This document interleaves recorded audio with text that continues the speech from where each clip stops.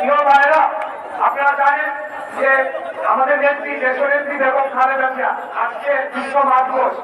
ওনাকে যেদিন এই অবৈধ স্বৈরাচারী খুনি শেখ হাসিনা সরকার তার বাসস্থান থেকে উচ্ছেদ করলো, সেদিন যদি বাংলাদেশের সাধারণ জনগণ, লক্ষ লক্ষ জনগণ সেই মইনুল নূরের বাসার দিকে তারা ধাবিত হতো, তাহলে হয়তো আজকে আমাদেরকে গণতন্ত্রের জন্য লড়াই করতে হতো না।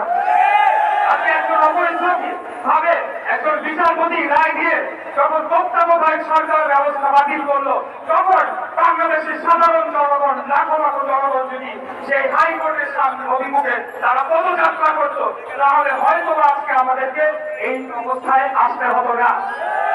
আমি আপনাদেরকে শুধু এতটুকু বলতে চাই যে আওয়ামী লীগ তারা গণতন্ত্রে বিশ্বাস করে না।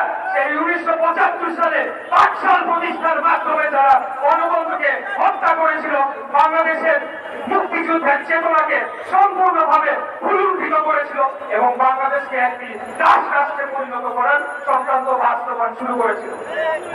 আমি এই গত 4-5 মাস আগে আমাদের যে হরতাল অবরোধের কর্মসূচি, সেখানে আমার অনেক সহযোদ্ধারা আজকে আমাদের সাথে উপস্থিত আছেন, যাদেরকে সাথে নিয়ে আমি একটা জোনের দায়িত্বে আছি ঢাকা মহানগর দক্ষিণ বিএনপির। তাদেরকে নিয়ে কোনোভাবে গ্রেফতারে নিয়ে মিছিল, মিটিং, আন্দোলন, সংগ্রাম যতটুকু করার আমরা করেছি।